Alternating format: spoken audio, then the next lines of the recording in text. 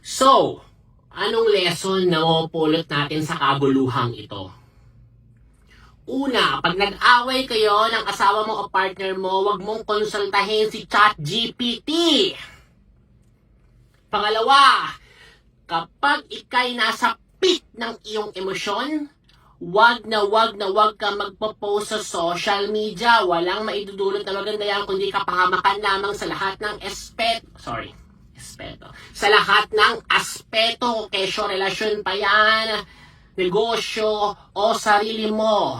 It will do only harm and no good. Believe me, so you need to wait na kumalma ka, mawala lahat ng galit, inis, buwisit, or kahit anong negative emotions. And from there, saka ka palang mag-post sa Sokmed. Pero pag ikaw ay gigil na gigil at nasa peak ng iyong emotions, never ever post on social media. Pagsisisihan mo lang yan.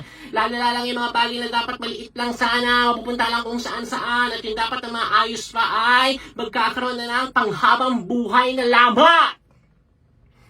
Ano yung pangatlong lesson? Pag yung partner mo ay tinopak, pumitik, wag mo nang sabayan at magbalitaktakan pa kayo sa social media.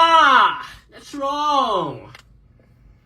Gayahin si Mark Heras. So, nag-check-in na pala sila sa Okada, pero tahimik lang, hindi niya pinopost sa Sokmed. Sino ba yan? Hindi naman natin kilala yung kasama niya. Sila lang pala nagpunta doon noong February 6. No, namataan sila, meron nag-viral na picture noong February 5 ng gabi. Yung mga kasamang kaibigan, pero nung paakit na pa sila, parang sila ng hotel suite, dalawa na lang sila. Sino ba yung Jojo Mendres na yun? Hindi ko yung kilala. Ano ba yung kumanta or nag-revive ng Somewhere in My Past or Somewhere in the Past ni Julie Vega? Hindi ko sure. Negosyante, singer.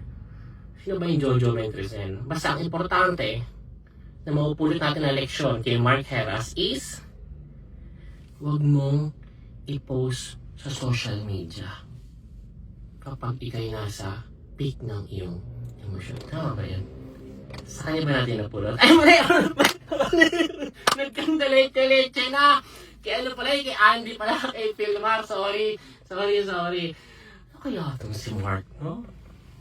First time na kaya nila yun? Talagang ano. Ay, nako! Masama yan, magalit si Jesus. Puro kayo chismis, ha? Respetuhin niyo yung tao. Respect the hustle, brad. Okay, bye-bye.